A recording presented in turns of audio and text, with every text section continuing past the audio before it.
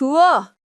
건설 현장을 쩌렁쩌렁 울리는 박상민 준장의 악에 바친 고함이었다.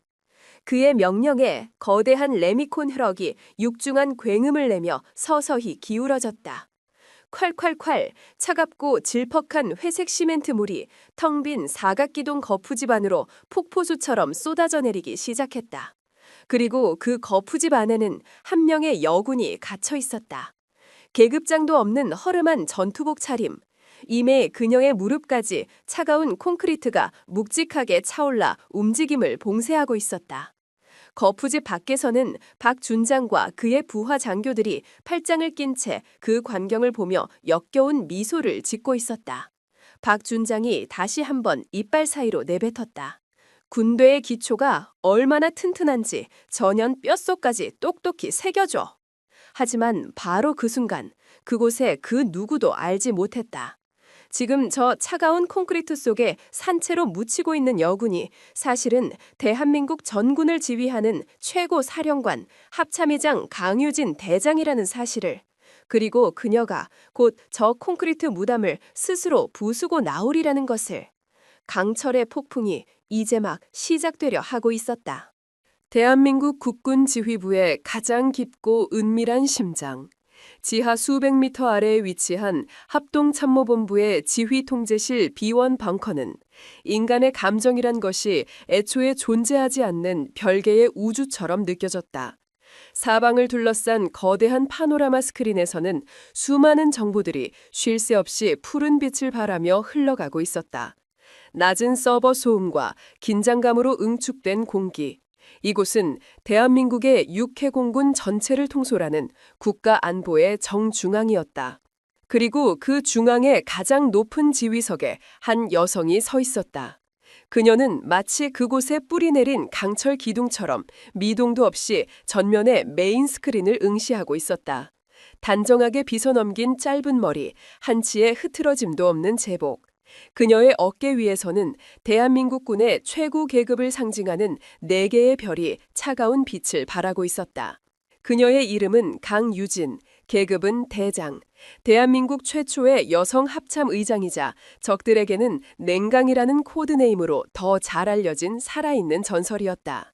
그녀의 얼굴은 아름다웠지만 그 아름다움은 따뜻한 봄날의 꽃이 아닌 겨울서리가 내린 날카로운 빙하의 아름다움이었다.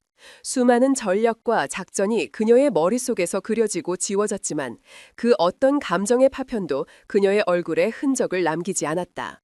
현재 진행 중인 것은 퍼시픽 선더 훈련. 한미 연합군이 가상의 적국에 맞서 동해상에서 벌이는 대규모 해상 기동 훈련의 최종 시뮬레이션이었다. 스크린 위에서는 아군과 적군의 함대, 전투기 편대, 잠수함의 움직임이 복잡한 기호가 되어 쉴 새 없이 움직이고 있었다. 한 작전 장교가 긴장된 목소리로 보고했다. 의장님, 적의 이지스함 2척이 예상 경로를 벗어나 아군 항모전단의 측면을 노리고 있습니다. 대응이 늦어지면 방어선이 뚫릴 수 있습니다. 지휘 통제실의 모든 장교들의 시선이 강유진에게로 쏠렸다. 모두의 얼굴에 긴장감이 역력했다. 하지만 그녀의 얼굴에는 그 어떤 변화도 없었다. 그녀는 스크린의 데이터를 0.1초의 망설임도 없이 분석하고 있었다. 마치 인간의 두뇌가 아닌 슈퍼컴퓨터가 연산을 하는 것 같았다. 그녀는 지휘석에 설치된 마이크의 스위치를 눌렀다. 그녀의 목소리는 지휘 통제실의 그 어떤 기계음보다도 더 차갑고 건조했다. 당황하지 마라. 적의 미끼다. 그녀의 한마디에 술렁이던 지휘 통제실이 순간 조용해졌다. 제7기종전단, 현재 위치를 고수, 전투기 편대는 출격하지 말고 대기. 대신 심해에 대기 중인 그림자에게 좌표를 전송해 사냥 시간이라고. 그림자, 대한민국 해군이 비밀리에 운영하는 최신의 공격 잠수함의 코드네임이었다. 그 존재를 아는 사람은 지휘 통제실 내에서도 극소수에 불과했다. 그녀의 명령이 떨어지기 무섭게 스크린의 한쪽 구석, 심해를 나타내는 검은 공간에서 작은 삼각형 기호 하나가 소리 없이 움직이기 시작했다. 그것은 마치 굶주린 상어가 먹잇감을 향해 다가가듯 적 이지스함의 바로 아래쪽으로 레이더에 잡히지 않는 음영 구력을 따라 미끄러지고 있었다. 몇 분 후 스크린 위에서 적 이지스함을 나타내던 두 개의 붉은 기호가 요란한 경고음과 함께 깜박이더니 이내 지도상에서 완전히 사라져버렸다. 완벽한 승리였다. 적의 허를 찌르는 그 누구도 예상하지 못한 한 수였다. 와, 지휘 통제실 안에서 젊은 장교들의 나지막한 탄성이 터져나왔다. 존경과 경회가 가득 담긴 시선들이 다시 한번 강유진에게로 향했다. 또 하나의 완벽한 전략이 그녀의 손에서 탄생한 순간이었다. 하지만 강유진은 여전히 표정 하나 바꾸지 않았다. 그녀에게 승리는 축하할 일이 아닌 당연한 결과일 뿐이었다. 그녀는 막 훈련 종료를 선언하려 했다. 바로 그때였다. 지잉. 그녀의 제복 안주머니에서 지휘통제실의 그 어떤 통신 장비와도 다른 아주 낮고 개인적인 진동음이 울렸다. 순간 모든 장교들의 움직임이 멎었다. 이곳에서는 합참회장이라 할지라도 개인 통신 장비의 소지는 엄격히 금지되어 있었다. 하지만 그녀의 휴대폰은 예외였다. 오직 단 하나의 번호. 세상 그 무엇보다도 우선하는 단 하나의 연락을 받기 위해 그녀의 휴대폰만은 항상 켜져 있었다. 그녀는 손을 들어 장교들을 제지했다. 잠시 중단. 그녀는 지휘통제실 구석의 작은 방음 부스로 들어갔다. 그녀의 등 뒤로 의아함이 가득한 장교들의 시선이 따라붙었다. 그녀는 주머니에서 휴대폰을 꺼냈다. 액정에는 하나뿐인 아들이라는 6글자가 떠 있었다. 그 글자를 보는 순간 빙하처럼 차갑던 그녀의 눈빛이 아주 미세하게 거의 알아챌 수 없을 정도로 부드럽게 녹아내렸다. 그녀는 서둘러 통화 버튼을 눌렀다. 민준아. 그녀의 목소리는 더 이상 냉강 합참회장의 목소리가 아니었다. 그것은 세상 모든 어머니들과 같은 따뜻하고 부드러운 목소리였다. 하지만 수화기 너머에서 들려온 아들의 목소리는 그녀의 기대를 완전히 무너뜨렸다. 어머니? 아들의 목소리는 힘이 하나도 없었다. 금방이라도 끊어질 것처럼 가늘게 떨리고 있었고 심하게 갈라져 있었다. 강유진의 심장이 쿵 하고 내려앉았다. 그녀의 목소리가 순간 날카로워졌다. 목소리가 왜 그래? 어디 아픈 거냐? 아닙니다. 괜찮습니다. 아들은 괜찮다고 말했지만 그의 목소리에서는 깊은 고통이 묻어나오고 있었다. 수화기 너머로 다른 병사들의 희미한 신음소리와 기침소리도 함께 들려왔다. 무슨 일인지 똑바로 말해. 강민준 이병. 이건 어머니의 질문이 아니다. 합참회장의 질문이다. 그녀가 군인의 말투로 다그치자 아들은 잠시 머뭇거리더니 마침내 입을 열었다. 그의 목소리는 거의 속삭임에 가까웠다. 부대에 보급되는 음식이 조금 이상합니다. 계속 쉰내가 나고 그걸 먹은 병사들 대부분이 배탈이 나서 지금 의무실은 자리가 없을 정도입니다. 강유진의 얼굴이 차갑게 굳어졌다. 그녀가 매일 아침 보고받는 군수지원 보고서에는 전군 보급률 100%, 만족도 최상이라고 적혀 있었다. 그런데 그것보다 더 큰 문제는 아들의 목소리가 더욱 절박해졌다. 이제 곧 혹한기 훈련이 시작되는데 아직 부대에 방한 피복이 전혀 지급되지 않았습니다. 간부님들께 여러 번 건의했지만 예산 문제로 어쩔 수 없다는 대답만 돌아왔습니다. 이러다 다들 얼어 죽을지도 모릅니다, 어머니. 그 순간이었다. 수화기 너머에서 아들의 목소리가 아닌 다른 누군가의 거칠고 위압적인 고함이 터져나왔다. 야, 강민준 이병, 너 지금 거기서 누구랑 통화하는 거야? 휴대폰 이리 안 내놔. 아닙니다. 잠깐만. 퍽 하는 둔탁한 소리와 함께 아들의 짧은 비명 그리고 휴대폰이 바닥에 떨어져 깨지는 듯한 파열음이 들렸다. 그리고 그대로 통화는 끊어졌다. 뚜. 차가운 기계음이 강유진의 귓속을 무자비하게 파고들었다. 그녀는 끊어진 휴대폰을 귀에 댄 채 그 자리에 얼어붙었다. 방금 전까지 거대한 함대를 지휘하며 완벽한 승리를 이끌었던 그녀였지만 지금은 아들의 비명 하나에 속수무책으로 무너져 내리고 있었다. 지휘 통제실의 모든 소음이 그녀에게서 멀어졌다. 그녀의 세상은 오직 방금 전 들려온 아들의 고통스러운 목소리와 차가운 기계음만이 존재했다. 그녀가 천천히 방음부스에서 걸어 나왔다. 그녀의 얼굴을 마주한 작전 장교들은 저도 모르게 뒷걸음질 쳤다. 그녀의 얼굴은 더 이상 빙하가 아니었다. 그것은 모든 것을 집어삼키기 직전에 고요한 화산이었다. 차가움을 넘어 섬뜩할 정도의 분노가 그녀의 눈동자 안에서 검게 타오르고 있었다. 지휘 통제실의 온도가 급격하게 떨어지는 것 같았다. 그녀의 시선은 자신의 충직한 부관 이진우 소위를 향했다. 그녀의 입이 천천히 열렸다. 그녀의 목소리는 지옥의 가장 깊은 곳에서 얼어붙은 강철이 울리는 것처럼 낮고 섬뜩했다. 이진우 소위. 예, 의장님. 이진우 소위는 자신도 모르게 온몸에 털이 곤두서는 것을 느끼며 대답했다. 지금 당장 나의 모든 공식 일정을 취소한다. 국방부에는 내가 직접 지휘해야 할 비공개 안보 훈련에 돌입했다고 보고해. 누구의 연락도 받지 않겠다. 그녀는 잠시 말을 끊었다. 그리고 덧붙였다. 그리고 나를 위해 준비해야 할 것이 있다. 무엇이든 말씀하십시오. 강유진의 눈이 번뜩였다. 가장 허름한 전투복 한 벌. 계급장과 이름표는 모두 제거해라. 그리고 가장 낡고 눈에 띄지 않는 구형 군용 트럭 한 대를 준비시켜. 운전은 내가 직접 한다. 이진우 소위의 얼굴에 당혹감이 스쳐 지나갔다. 의장님, 도대체 어디를? 강유진이 그의 말을 잘랐다. 그녀의 목소리에는 더 이상 어떤 감정도 실려있지 않았다. 제19보병사단, 시찰을 좀 나가야겠다. 그녀의 마지막 말에는 공식적인 시찰이 아님을 암시하는 서늘한 기운이 담겨 있었다. 합참의 의장의 눈이 아닌 이름 없는 병사의 눈으로 똑똑히 확인해야 할 것이 생겼다. 4개의 별이 달린 합참의장은 이제 그 자리에 없었다. 그녀는 이제 아들을 삼키려 하는 거대한 부패의 심장부를 향해 돌진하는 가장 날카롭고 위험한 강철 칼날, 냉강 그 자체가 되려 하고 있었다. 지휘통제실의 두꺼운 강철문이 그녀의 등 뒤에서 소리 없이 닫혔다. 안과 밖은 전혀 다른 세상이었다. 수많은 정보와 인공적인 냉기로 가득했던 벙커와는 달리 바깥의 밤 공기는 눅눅하고 차가웠다. 강유진은 잠시 그 자리에 서서 어둠에 잠긴 국방부 청사를 올려다보았다. 수많은 창문들 너머로 수많은 군인들이 각자의 자리에서 조국을 위해 밤을 새우고 있을 터였다. 하지만 그녀는 이제 그 거대한 조직의 수장이 아니었다.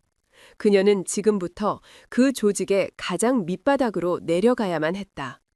그녀의 충직한 부관 이진우 소위가 다급한 걸음으로 그녀의 뒤를 따랐다. 그의 손에는 서류철 하나가 들려 있었다. 의장님, 방금 전 19사단에 대한 최신 군수지원 보고서를 다시 확인했습니다. 하지만 이상합니다. 서류상으로는 모든 것이 완벽합니다. 그가 펼쳐든 서류에는 빼곡한 숫자들과 그래프가 가득했다. 주요 물자 보급률 100% 달성. 장병 만족도 조사 결과 A+ 등급. 모든 것이 흠잡을 데 없는 완벽한 보고서였다. 강유진은 그 서류를 거들떠보지도 않았다. 그녀의 목소리는 차갑게 식어 있었다. 종이 위에 찍힌 잉크는 얼마든지 거짓말을 할 수 있지. 하지만 고통스러워하던 내 아들의 목소리는 거짓말을 하지 않아. 그녀는 이진우 소위를 돌아보았다. 그녀의 눈빛은 한치의 흔들림도 없이 단호했다. 이것은 단순한 보급 차보가 아니다. 누군가가 조직적으로 이 모든 진실을 은폐하고 있다는 증거야. 맨 위에서부터 맨 아래까지 거대한 악취가 진동하고 있어. 내가 직접 가서 그 냄새의 근원지가 어디인지 확인해야겠다. 하지만 의장님, 너무 위험합니다. 합참 의장께서 신분을 숨기고 일선 부대로 잠입하신다는 것은 전례가 없는 일입니다. 만약 발각이라도 된다면. 이진우 소위의 얼굴에는 진심 어린 걱정이 가득했다. 강유진이 그의 말을 잘랐다. 그래서 자네의 도움이 필요하다, 이소위. 그녀는 벙커를 빠져나와 지상의 합참의장 집무실로 향했다. 그들이 지나가는 복도에서 마주치는 모든 장교와 병사들이 그녀를 향해 칼 같은 각도로 경례를 붙였다. 하지만 그녀는 그들에게 눈길 한 번 주지 않았다. 지금 그녀의 머릿속은 오직 하나의 계획으로 가득 차 있었다. 집무실에 도착하자마자 그녀는 망설임 없이 자신의 어깨 위에 무겁게 앉아있던 별 4개가 달린 제복상의를 벗어던졌다. 대한민국 군을 상징하는 최고의 권위가 아무렇게나 의자 등받 따위로 던져졌다. 그녀는 이진우 소위에게 명령했다. 지금부터 내 계획을 말해주겠다. 이것은 합참의장의 명령이 아니다. 한 명의 선배 장교로서 자네에게만 부탁하는 일이다. 이진우 소위는 허리를 꼿꼿이 세우고 그녀의 말을 기다렸다. 자네의 권한으로 19사단 공병대에 인력 지원 요청 공문을 보내라.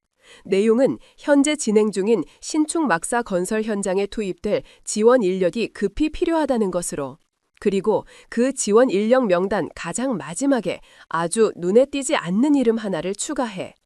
그녀는 잠시 말을 멈추고 서랍에서 낡은 군번줄 하나를 꺼내들었다. 그것은 그녀가 아주 오래전 소위로 임관했을 때 사용했던 낡은 군번줄이었다. 강유진, 계급은 이병, 원소속은 국방부 직할 근무지원단, 특이사항은 없는 아주 평범한 병사로. 이진우 소위는 숨을 삼켰다. 이것은 상상 이상으로 대담하고 위험한 계획이었다. 그리고 내가 그곳에 도착해서 임무를 완수할 때까지 자네는 이곳에서 나의 알리바이를 만들어야 한다. 내가 마치 비밀 훈련을 지휘하기 위해 잠적한 것처럼 외부와의 모든 연락을 차단하고 그 누구도 나의 진짜 행방을 눈치채지 못하게 만들어야 해. 할 수 있겠나? 그녀의 눈은 이진우 소위의 가장 깊은 충성심을 시험하고 있었다. 이진우 소위는 잠시의 망설임도 없이 단호하게 대답했다. 목숨을 걸고 임무를 완수하겠습니다. 그의 눈에는 자신의 주군에 대한 절대적인 신뢰가 담겨 있었다. 몇 시간 후 동이틀 무렵, 국방부 청사의 가장 후미지고 인적이 드문 후문으로 낡고 허름한 구형 군용 트럭 한 대가 소리 없이 빠져나왔다. 트럭의 운전석에는 한 여군이 앉아 있었다. 그녀는 더 이상 냉강 강유진 대장이 아니었다. 몸에 꼭 맞던 제복 대신 헐렁하고 낡은 전투복을 입고 있었다. 단정하던 머리는 아무렇게나 전투모 안에 구겨 넣었고 화장기 하나 없는 얼굴은 밤샘 작업으로 지친 평범한 병사의 모습 그 자체였다. 그녀는 능숙하게 기어를 바꾸며 강원도 철원을 향해 트럭을 몰았다. 서울의 화려한 불빛이 시야에서 사라지고 끝이 보이지 않는 어두운 국도가 시작되었다. 구불구불한 산길을 홀로 운전하며 그녀의 머릿속에는 아들과의 마지막 기억이 떠올랐다. 아들 민준이 신병 훈련소를 수료하던 날이었다. 자대 배치를 앞두고 마지막 면회를 하던 날, 그녀는 합참회장이 아닌 평범한 어머니의 모습으로 아들을 찾아갔다. 아들은 늠름한 군인이 되어 있었지만 그녀의 눈에는 여전히 물가에 내놓은 어린아이 같았다. 그녀는 아들의 손을 잡고 마지막 당부를 건넸다. 민준아, 군대는 사회보다 더 혹독하고 부조리한 곳일 수 있다. 하지만 기억하거라. 네가 입고 있는 군복의 주인은 네 상관이나 국가이기 이전에 바로 너 자신이라는 것을. 그녀는 아들의 눈을 똑바로 바라보며 말했다. 어떠한 상황에서도 너 자신의 존엄과 명예를 잃지 마라. 만약 네가 옳다고 믿는 일이 있다면 계급에 굴복하지 말고 소신껏 행동해. 설령 그 길이 외롭고 힘들더라도 엄마는 언제나 네 편이다. 알겠지? 아들은 환하게 웃으며 대답했다. 걱정 마세요. 어머니가 누군데요? 어머니 아들입니다. 그 기억이 지금 그녀의 심장을 칼날처럼 아프게 파고들었다. 아들은 자신의 가르침대로 부당함에 침묵하지 않고 그녀에게 진실을 알리려 했을 것이다. 그리고 그 대가로 지금 어떤 험한 꼴을 당하고 있을지 알 수 없었다. 끼익! 그녀는 휴게소 표지판이 보이자 트럭을 갓길에 세웠다. 그녀는 잠시 눈을 감고 거친 숨을 몰아쉬었다. 분노와 걱정으로 심장이 터져버릴 것 같았다. 하지만 그녀는 약해지지 않았다. 냉강이라는 그녀의 별명은 단순히 그녀가 차가워서 붙여진 것이 아니었다. 그것은 용광로의 뜨거운 불 속에서 수없이 두들겨져 그 어떤 불의에도 휘거나 부러지지 않는 강철 같은 의지를 가졌기에 붙여진 이름이었다. 그녀는 다시 시동을 걸었다. 트럭이 다시 어둠 속을 향해 달리기 시작했다. 이전보다 더욱 빠르고 단호하게. 그녀의 계획은 단순히 아들을 구하고 부패한 장교 몇 명을 처벌하는 것에서 그치지 않았다. 그녀는 이번 기회에 대한민국 군의 가장 깊숙한 것에 박혀있는 독버섯을 그 뿌리채 뽑아버릴 생각이었다. 그러기 위해서는 증거가 필요했다. 명백하고 그 누구도 부인할 수 없는 증거. 아들의 증언에 따르면 문제는 크게 두 가지였다. 부실한 식사와 동계 물품의 횡령. 하지만 그녀는 직감했다. 그것은 빙산의 일각일 뿐이라고. 신축 막사를 짓고 있는 건설 현장, 수천억 원의 예산이 투입되는 거대한 국책 사업. 만약 부패가 있다면 바로 그곳에 가장 크고 더러운 흔적이 남아있을 것이 분명했다. 그녀는 공사 자재를 빼돌려 비자금을 조성하고 그 돈으로 상부를 매수하는 군 내부의 낡고 고질적인 부패의 고리를 떠올렸다. 만약 그 고리의 실체를 잡아낼 수만 있다면 이 사건을 단순한 군납 비리가 아닌 국가 안보를 위협하는 거대한 이적 행위로 규정하고 관련자들을 모두 뿌리 뽑을 수 있을 터였다. 그녀는 일부러 지원 병력 도착 시간보다 몇 시간이나 일찍 19사단 근처에 도착했다. 그리고 트럭을 인근의 숲속에 숨기고 전투복 위에 허름한 작업복을 덧입었다. 그녀는 이제 완벽한 건설 현장의 인부로 보였다. 그녀는 어둠을 틈타 공사 현장의 철조망을 넘어 안으로 잠입했다. 수십 년간 특수훈련으로 다져진 그녀의 움직임은 소리 없는 그림자와도 같았다. 공사 현장은 거대한 유령 도시처럼 고요했다. 수십 동의 건물 골조가 어둠 속에서 기괴한 모습으로 서 있었다.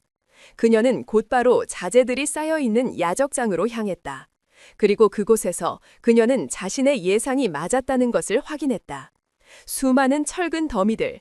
하지만 자세히 살펴보자 기준치보다 훨씬 가늘고 녹이 쓴 불량 철근들이 정품 철근들 사이에 교묘하게 섞여 있었다. 시멘트 포대들도 마찬가지였다. 상표가 교묘하게 위조된 저품질의 싸구려 시멘트들이었다. 이런 자재들로 건물을 짓는다면 그것은 막사가 아니라 그 안에서 생활할 수많은 병사들을 위한 거대한 무덤이 될 터였다. 그녀의 온몸에서 분노가 치밀어 올랐다. 이것은 단순한 비리가 아니었다. 이것은 미래의 자신의 아들이 그리고 수많은 젊은 병사들이 생활해야 할 공간에 대한 명백한 살인 미수 행위였다. 그녀는 소형 카메라를 꺼내 그 모든 증거들을 조용히 촬영하기 시작했다. 철근의 직경, 시멘트의 상표, 자재 명세서. 그녀는 자신의 기억과 카메라에 그들의 범죄를 하나하나 새겨 넣었다. 모든 증거 수집을 마친 그녀는 다시 어둠 속으로 사라졌다. 날이 밝아오고 그녀는 약속된 시간에 맞춰 다른 지원 병력들과 함께 당당하게 부대 정문을 통해 공사 현장으로 들어섰다. 이제 그녀는 증거를 수집하는 스파이가 아니었다. 그녀는 이제 덫을 놓는 사냥꾼이었다. 그녀의 계획은 지금부터 시작이었다. 그녀는 일부러 시끄럽게 모두가 보는 앞에서 자재의 품질에 대해 의문을 제기할 생각이었다. 분명 부패에 연루된 누군가가 그녀를 막기 위해 나타날 터였다.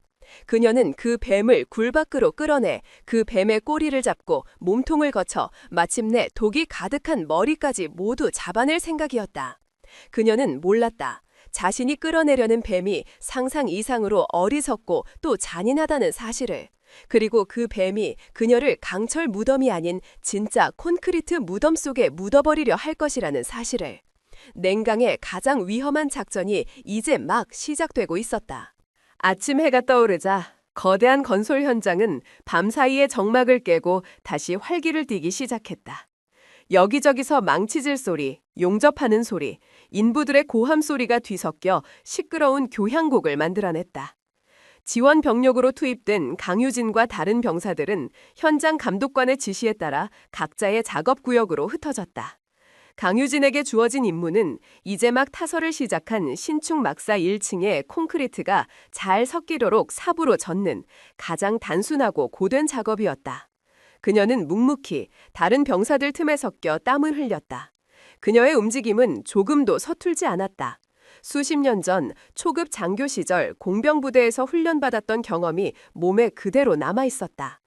그녀는 일부러 작업 속도를 늦췄다. 그리고 기회가 될 때마다 레미콘 트럭에서 쏟아져 나오는 젖은 콘크리트의 상태를 유심히 살폈다. 그녀의 예상대로였다. 콘크리트는 정상적인 배합보다 훨씬 묽었다.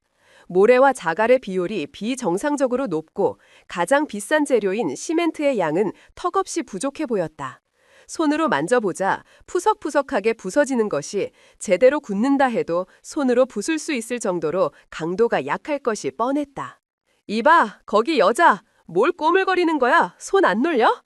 작업반장이 고함을 쳤다. 강유진은 못 들은 척 빈 양동이 하나를 가져왔다. 그리고는 모두가 보는 앞에서 보란 듯이 묽은 콘크리트 한 무더기를 양동이에 담았다. 그녀는 마치 정말로 궁금하다는 듯 순진한 표정을 지으며 작업반장에게 다가갔다. 반장님, 질문 하나 해도 되겠습니까? 뭔데? 작업반장은 귀찮다는 듯이 퉁명스럽게 대답했다. 강유진은 양동이를 내밀며 말했다.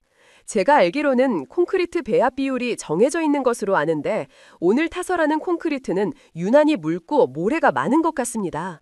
혹시 설계에 무슨 변경이라도 있었던 것입니까? 그녀의 목소리는 크지도 작지도 않았지만 주변에서 일하던 다른 병사들이 모두 들을 수 있을 정도로 명확했다.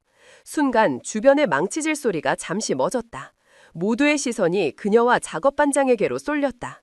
작업반장의 얼굴이 눈에 띄게 당황으로 굳어졌다. 뭐야? 이 계집애가 네가 뭘 안다고 함부로 짓거려. 군인이 까라면 까는 거지. 어디서 말대꾸야. 그는 강유진의 손에 들린 양동이를 발로 걷어찼다.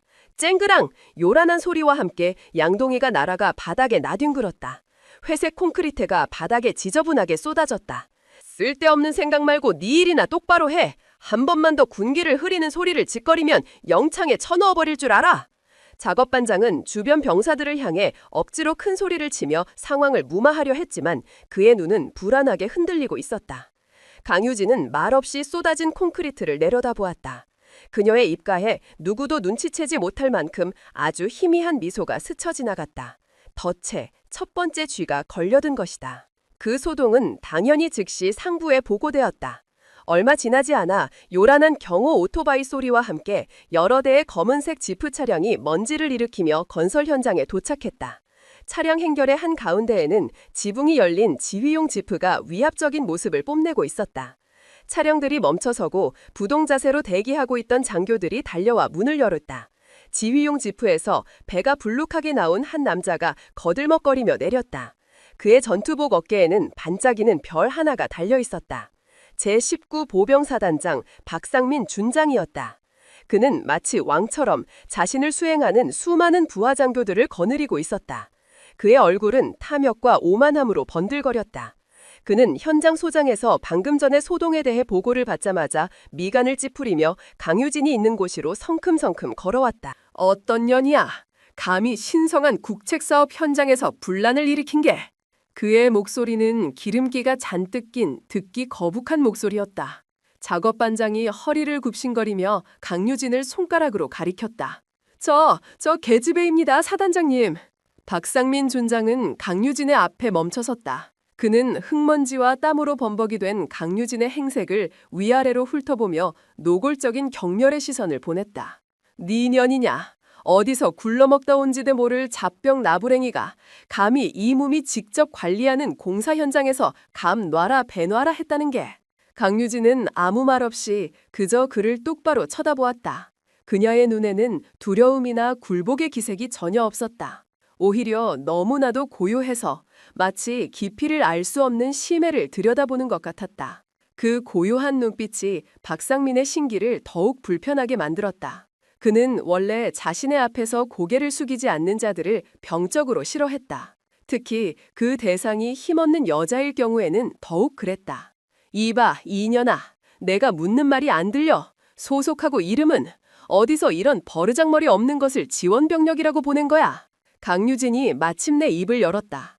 국방부 근무지원단 소속 강유진 이병입니다. 이병, 이병 나부랭이가 뭘 안다고 전문가 행세야. 박상민은 코웃음을 쳤다. 그는 바닥에 놔둔고는 양동이와 쏟아진 콘크리트를 툭 쳤다. 네 년이 이게 불량이라고 했다며? 눈은 옹이구멍인가?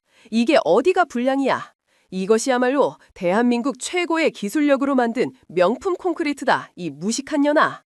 그는 강유진에게 손가락질을 하며 고함을 질렀다. 여자는 이래서 안 돼. 군인이면 군인답게 힘이나 쓸 것이지. 어디서 머리를 쓰려고 들어. 네 년 같은 것들은 그저 시키는 대로 닥치고 일이나 하면 되는 거야. 그의 입에서 여성 전체를 비하하는 모욕적인 발언이 거침없이 쏟아져 나왔다. 주변의 병사들은 모두 분노했지만 누구 하나 감히 나서지 못하고 고개를 숙일 뿐이었다. 하지만 강유진은 여전히 꿋꿋했다. 그녀는 박상민의 눈을 피하지 않고 차분하게 대답했다. 제가 배운 바로는 대한건축학회의 표준시방서에 따르면 구조용 콘크리트의 슬럼프 값은 120mm를 넘어서는 안 됩니다. 하지만 육안으로만 보아도 저 콘크리트는 최소 180mm는 넘어 보입니다. 또한 닥쳐! 박상민은 그녀의 입에서 전문 용어들이 막힘없이 흘러나오자 순간 당황하여 말을 끊었다. 그는 자신은 무식이 탄로날까 두려워 더욱더 폭력적으로 변했다. 이 인연이 끝까지 아는 척을 하고 있어. 그는 다짜고짜 강유진의 멱살을 정았다. 그리고는 거친 손으로 그녀의 뺨을 후려쳤다. 촥!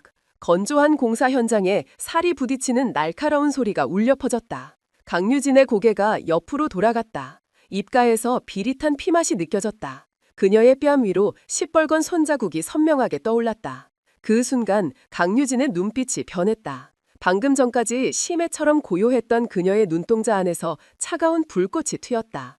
그것은 분노의 불꽃이 아니었다. 그것은 사냥감이 덫에 완전히 걸려들었음을 확인한 사냥꾼의 차갑고 만족스러운 불꽃이었다. 박상민은 그 눈빛의 변화를 눈치채지 못했다. 그는 자신의 폭력 앞에 상대가 굴복하지 않자 더욱더 이성을 잃었다. 아직도 그 더러운 눈가를 똑바로 뜨고 있어? 그래, 내가 오늘 그 눈가를 뽑아주기 전에 아주 특별한 벌을 내려주마. 그는 강유진의 멱살을 잡은 채 주변을 둘러보았다. 그의 눈에 이제 막 거푸집을 세우고 콘크리트 타설을 준비 중이던 사각 기둥 하나가 들어왔다. 그의 얼굴에 악마처럼 잔인한 미소가 떠올랐다. 전현 저기다 쳐넣어. 그의 손가락이 텅 빈 기둥 거푸집을 가리켰다. 주변의 모든 사람들이 경악했다. 그가 무슨 말을 하는 것인지 아무도 이해할 수 없었다. 박상민이 다시 한번 고함을 질렀다. 내 말이 안 들려? 저 버르장머리 없는 년을 저 기둥 안에 쳐넣고 콘크리트를 부어버리란 말이다. 이 공사 현장의 기초가 얼마나 튼튼한지 몸소 체험하게 해주라고. 그것은 미친 짓이었다. 명백한 살인 미수였다. 박상민을 수행하던 부하장교들조차 사색이 되어 그를 말리려 했다. 사단장님, 그건 너무... 시끄러워. 이건 명령이다. 감히 내 명령에 불복하는 놈은 전현과 함께 묻어버릴 줄 알아. 그의 광기 어린 외침에 더 이상 누구도 그를 말릴 수 없었다. 결국 박상민의 직속 부하인 헌병대위와 다른 병사 명령이 마지못해 강유진에게 다가왔다. 그들의 얼굴에는 공포와 죄책감이 뒤섞여 있었다. 죄송합니다. 헌병대위가 나지막에 척삭이며 그녀의 팔을 붙잡았다. 강유진은 저항하지 않았다. 그녀는 마치 이 모든 상황을 예상했다는 듯이 순순히 그들에게 끌려갔다. 그녀는 텅 빈 사각 기둥 거푸집 앞으로 끌려갔다. 그리고 그 안으로 거칠게 던져졌다. 그녀의 시야 위로 사각형의 푸른 하늘이 보였다. 그리고 그 하늘을 가리는 박상민의 증오에 찬 얼굴이 내려다보고 있었다. 이제 좀 후회가 되나? 하지만 이미 늦었다. 니녀는 여기서 이 19사단의 영원한 주춧돌이 되는 거다. 하하하하. 그의 광기 어린 웃음소리를 마지막으로 강효진의 머리 위로 차갑고 끈적한 회색 죽음이 쏟아져 내리기 시작했다. 그것은 냉강을 향한 가장 어리석고 가장 치명적인 도발이었다. 콸콸콸콸! 거대한 레미콘 트럭이 기울어지며 차갑고 질퍽한 콘크리트가 강유진의 머리 위로 무자비하게 쏟아져 내렸다. 사방이 순식간에 어두워졌다. 시야는 온통 잿빛으로 가득 찼고 코를 찌르는 시멘트 냄새와 숨막히는 먼지가 그녀의 폐부를 파고들었다. 쏟아지는 콘크리트의 무게는 상상 이상이었다. 마치 거대한 산이 그녀를 짓누르는 것 같았다. 그녀의 몸은 순식간에 발목까지 그리고 무릎까지 차가운 죽음의 늪 속으로 잠겨 들어갔다. 콘크리트는 끈적하게 그녀의 전투복과 피부에 달라붙어 움직임을 봉쇄하고 체온을 빠르게 빼앗아갔다. 거푸집 밖에서는 박상민 준장의 광기 어린 웃음소리와 겁에 질린 인부들의 희미한 고함 소리가 뒤섞여 마치 다른 세상의 소리처럼 아득하게 들려왔다. 보통 사람이었다면 이 절망적인 상황 속에서 공포에 질려 비명을 지르거나 이미 의식을 잃었을 터였다. 살아있는 채로 차가운 콘크리트 무덤 속에 갇혀 서서히 굳어가는 공포. 그것은 인장이 상상할 수 있는 가장 끔찍한 죽음 중 하나였다. 하지만 강유진은 비명을 지르지 않았다. 그녀의 눈에는 단 한 톨의 공포나 절망도 서려 있지 않았다. 오히려 그녀의 두뇌는 이 극한의 상황 속에서 얼음처럼 차갑게 그 어느 때보다도 빠르게 회전하기 시작했다. 냉강. 그녀는 수십 년간 이보다 더한 수많은 죽음의 문턱을 넘어왔다. 적진 한복판에 고립되었을 때도, 총알이 빗발치는 전쟁터에서도 그녀는 결코 포기하거나 절망하지 않았다. 위기는 그녀에게 또 다른 기회일 뿐이었다. 콘크리트는 계속해서 쏟아져 내렸다. 이제 그녀의 허리까지 차올랐다. 이대로라면 1분 안에 그녀는 머리끝까지 완전히 잠기게 될 것이다. 시간이 없었다. 그녀는 숨을 깊게 참았다. 그리고 쏟아지는 콘크리트 속으로 두 손을 집어넣어 바닥을 더듬었다. 손끝에 차갑고 단단한 무언가가 잡혔다. 공사 현장에 굴러다니던 버려진 철근 조각이었다. 길이는 약 50cm 정도. 그것은 그녀의 유일한 희망이었다. 그녀는 철근 조각을 굳게 움켜쥐었다. 콘크리트의 압력 때문에 팔을 움직이는 것조차 쉽지 않았지만 그녀는 초인적인 힘으로 철근을 자신의 가슴 쪽으로 끌어당겼다. 콘크리트는 이제 그녀의 가슴까지 차올랐다. 숨을 쉬기가 점점 더 힘들어졌다. 아직이야. 아직 때가 아니야. 그녀는 속으로 되뇌었다. 콘크리트는 아직 액체 상태였다. 지금 거푸집을 부수려 시도해봤자 힘만 낭비할 뿐이다.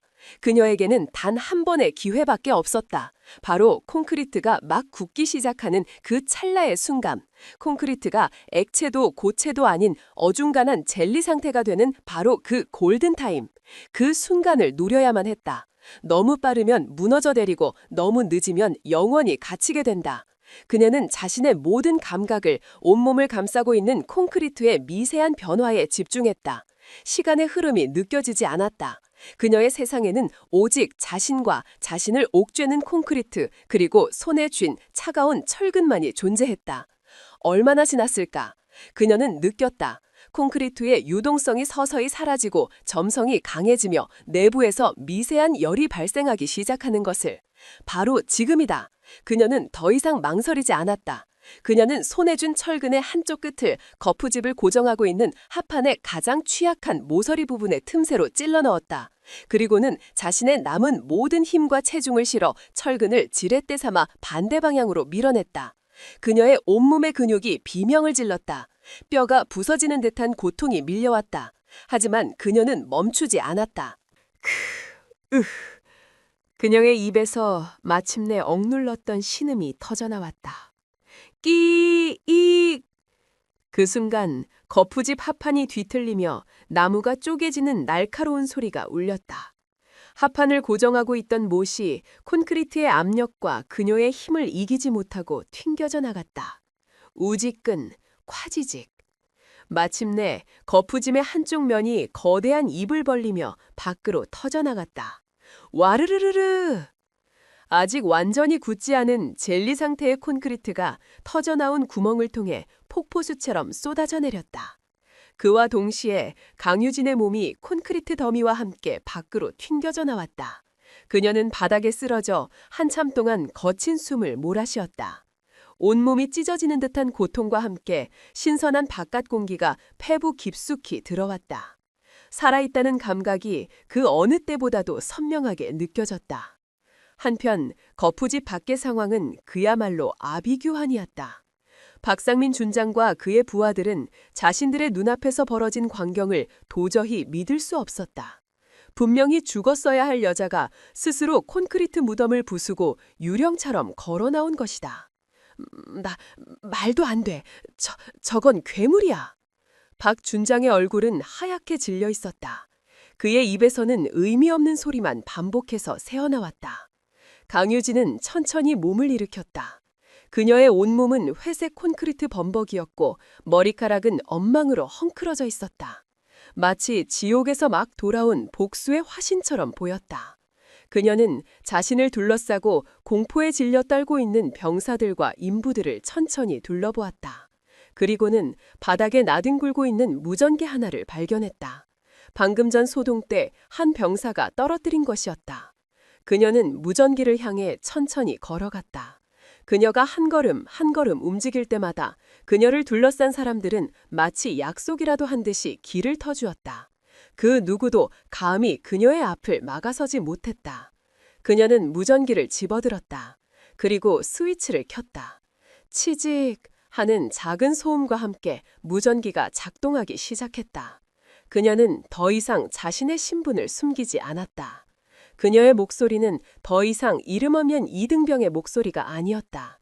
그것은 대한민국 전군을 호령하는 최고 지휘관의 얼음처럼 차갑고 강철처럼 단단한 목소리였다. 여기는 냉강. 그녀의 첫마디에 무전기 너머 합동참모본부 지휘통제실에 있던 이진우 소위는 자리에서 벌떡 일어섰다. 지금 즉시 프로토콜 스톰을 발동한다. 프로토콜 스톰. 합참의장 직권으로 국가 원수의 제가 없이도 군의 모든 가용 전력을 동원할 수 있는 군사 쿠데타 혹은 그에 준하는 최악의 비상사태를 대비한 최후의 군사 옵션이었다. 박상민 준장은 그 단어의 의미를 알아듣고 얼굴이 새파랗게 질려버렸다. 냉강, 프로토콜 스톰. 그것은 군의 최고 수뇌부만이 아는 전설과 같은 암호명이었다. 그렇다면 눈앞의 이 여자의 정체는? 강유진의 목소리가 무전을 통해 대한민국 전군에 그리고 공포에 질린 박상민의 귓속에 사형 선구처럼 울려 퍼졌다. 목표 제19 보병사단, 사령부 직할 대테러 특임대 707 전병력 즉시 출격. 반복한다. 전병력 즉시 출격한다. 내가 전송하는 좌표로 20분 내로 도착할 것. 이 명령을 방해하는 자는 이유를 불문하고 모두 적으로 간주, 즉결 처분해도 좋다. 그녀는 잠시 말을 멈췄다. 그리고는 잿더미 속에서 피어나는 불사조처럼 차갑고도 압도적인 눈빛으로 박상민 준장을 똑바로 쏘아보며 마지막 한마디를 덧붙였다. 이것은 훈련이 아니다. 그녀는 무전기를 바닥에 던져버렸다. 박상민 준장의 다리가 풀렸다. 그는 그 자리에 주저앉아 더 이상 아무 말도 하지 못했다. 그의 눈에는 이제 곧 자신을 덮칠 강철의 폭풍에 대한 원초적인 공포만이 가득했다. 그는 깨달았다. 자신이 방금 콘크리트 속에 묻으려 했던 것은 힘없는 병사 하나가 아니었다. 그는 대한민국 군 그 자체를 건드린 것이었다. 20분. 그것은 평상시라면 짧은 시간이지만 지금 19사단 건설 현장에 있는 박상민 준장과 그의 일당에게는 영원과도 같은 시간이었다. 공기는 납덩이처럼 무겁게 가라앉았다. 아무도 입을 열지 못했다. 그저 멀리서 들려올지 모를 자신들의 운명을 결정지을 그 소리를 기다릴 뿐이었다. 강유진은 아무 말 없이 그 자리에 서 있었다. 콘크리트가 묻은 전투복은 흉측했지만 그녀의 모습은 그 어떤 장군보다도 더 위험 있고 압도적이었다. 그녀는 더 이상 박상민을 쳐다보지도 않았다. 그는 이미 끝난 사냥감에 불과했다. 마침내 그 소리가 들려오기 시작했다. 두두두 두두두. 하늘에 심장이 뛰는 듯한 육중하고 위압적인 굉음.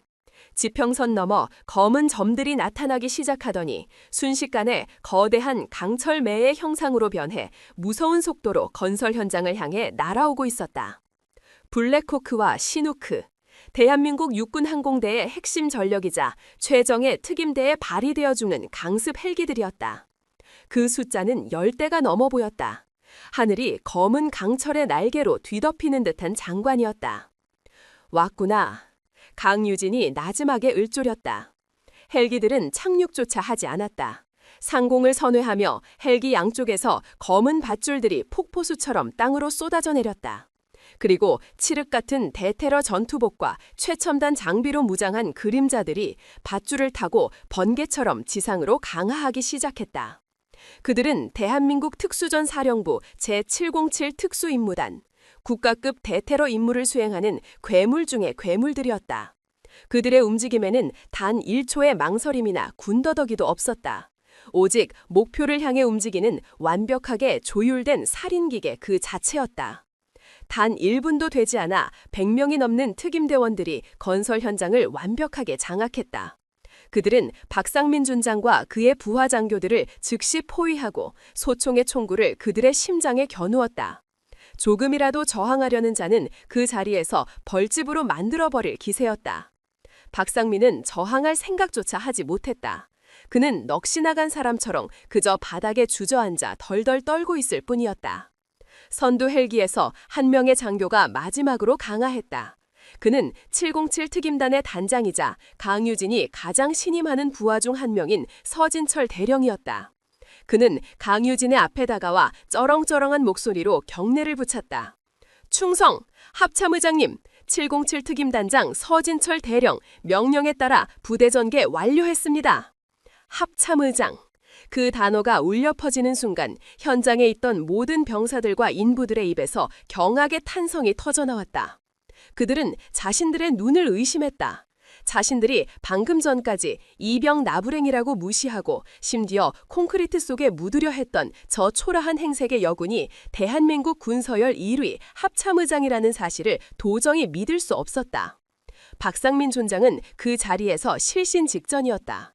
그의 얼굴은 이제 하얀색을 넘어 시체처럼 파랗게 변해 있었다. 강유진은 서대령의 경례를 받았다. 수고했다, 서대령. 지금부터 내 명령을 전파한다. 그녀의 목소리는 다시 최고 지휘관의 위엄을 되찾았다. 박상민 준장을 포함한 이 자리에 있는 모든 부정부패 연루 장교들을 전원 체포한다. 그들의 계급장을 모두 뜯어내고 무기를 압수해. 단 한 놈도 놓쳐서는 안 된다. 명령 접수! 특임대원들이 일사불란하게 움직였다.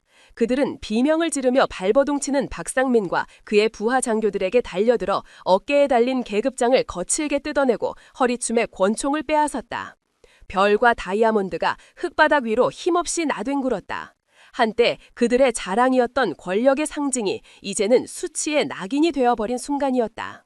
하지만 강유진의 심판은 여기서 끝나지 않았다. 그녀는 서 대령에게 다음 명령을 내렸다. 19사단 전 병력을 지금 즉시 사단 연병장으로 집합시켜라. 식사 시간이다. 오늘 점심 메뉴는 아주 특별한 것으로 준비하지. 1시간 후 19사단 연병장. 수천 명의 사단 병사들이 불안과 호기심이 뒤섞인 표정으로 연병장에 도열해 있었다. 연병장 중앙에는 방금 전 체포된 박상민과 그의 부하장교 수십 명이 계급장도 뗀 채 포승줄에 묶여 무릎을 꿇고 있었다. 그들의 주변을 살기등등한 707 특임대원들이 삼엄하게 둘러싸고 있었다. 강유진은 여전히 콘크리트가 묻은 전투복 차림 그대로 단상 위로 올라섰다. 이진우 소위가 급히 가져온 합참의장 깃발이 그녀의 뒤에서 위엄있게 펄럭였다. 그녀는 마이크를 잡았다. 그녀의 목소리는 분노로 가득 차 있었지만 이상할 정도로 차분했다. 나는 대한민국 합동참모본부 의장 강유진 대장이다. 그녀의 신분이 밝혀지자 수천 명의 병사들 사이에서 거대한 파도와 같은 술렁임이 일었다. 나는 오늘 이곳 19사단에 만연한 끔찍한 부패의 실상을 내 눈으로 직접 확인했다. 여러분의 상관들은 여러분이 먹어야 할 음식을 빼돌려 자신들의 배를 채웠고 여러분이 입어야 할 방한복을 팔아 자신들의 주머니를 채웠다. 그리고 그녀는 잠시 말을 멈추고 병사들 뒤편에 서 있는 부실공사로 지어진 막사의 앙상한 뼈대를 손으로 가리켰다. 여러분이 앞으로 생활해야 할 저 막사를 여러분의 목숨을 담보로 한 거대한 무덤으로 만들고 있었다. 그녀의 외침에 병사들의 얼굴에 깃들어 있던 불안감은 점차 분노로 바뀌어갔다. 그들은 그동안 어렴풋이 느끼고 있었지만 감히 말하지 못했던 진실을 군의 최고 사령관이 직접 그들의 눈앞에서 확인시켜주고 있는 것이었다. 이들은 더 이상 여러분의 상관이 아니다. 군인의 명예를 더럽힌 범죄자일 뿐이다. 강유진은 무릎 꿇고 있는 박상민을 향해 손짓했다. 특임대원 2명이 커다란 통 2개를 들고 단상 위로 올라왔다. 통 하나에서는 시큼하고 역한 냄새가 진동하는 음식물 쓰레기가 가득 담겨 있었고 다른 통 하나에는 구더기가 들끓는 썩은 김치가 담겨 있었다. 바로 19사단 취사장에서 직접 수거해온 것이었다. 저 자들의 입을 벌려라.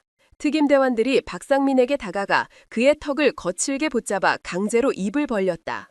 박상민은 비명을 지르며 저항했지만 특임대원의 강철 같은 소나귀에서 벗어날 수는 없었다. 강유진은 음식물 쓰레기통을 직접 들었다.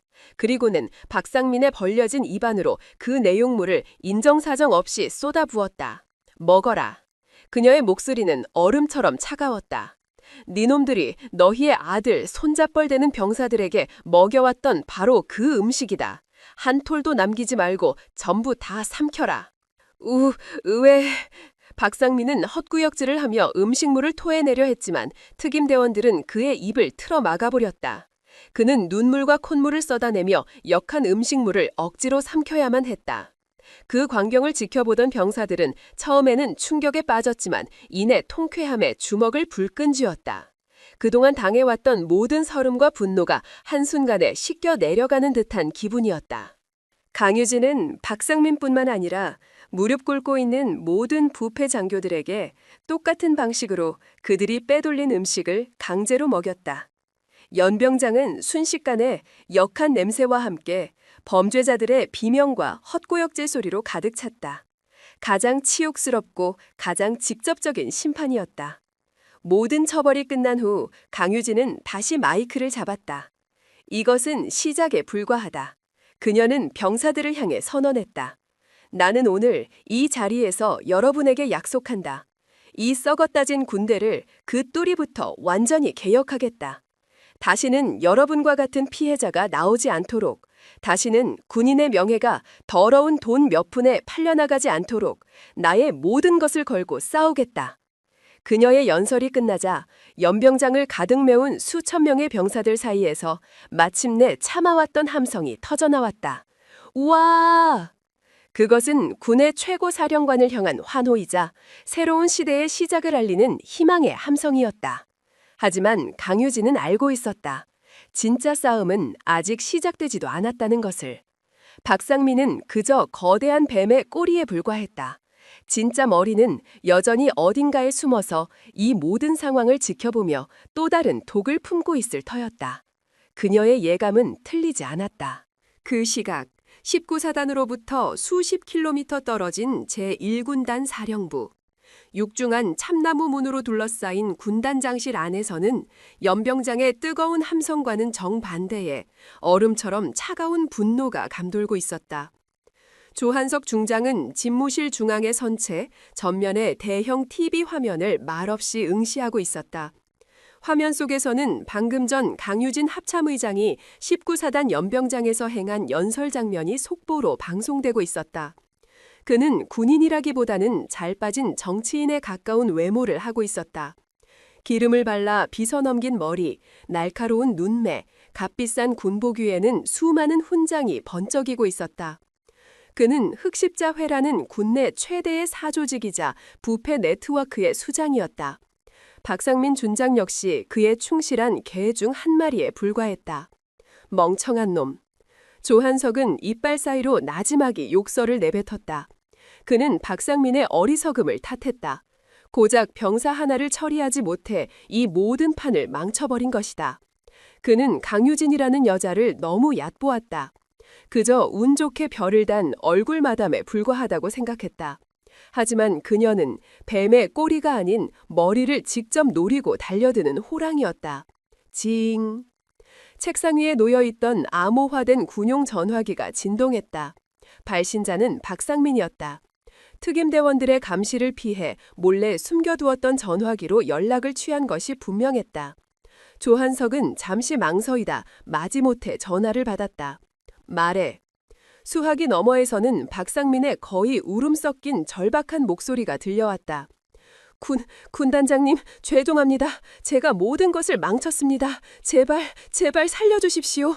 이대로 가다간 우리 모두 끝장입니다. 조한석의 목소리는 차갑기 그지없었다. 시끄럽다. 이미 엎질러진 물이야. 이제 와서 네 놈 목숨을 구걸해봤자 소용없어. 하지만 군단장님, 아직 기회가 있습니다. 아직 결정적인 증거는 저 여자 손에 넘어가지 않았습니다. 결정적인 증거? 조한석의 눈이 번뜩였다. 예, 군수과장이 관리하는 비자금 장부 원본과 모든 거래 내역이 담긴 하드디스크, 그것만 없애면 이건 그냥 제 개인적인 비리로 끝날 수 있습니다. 군단장님께는 절대 불똥이 튀지 않을 겁니다. 제발. 박상민은 자신의 목숨을 구걸하기 위해 마지막 카드를 꺼내든 것이다.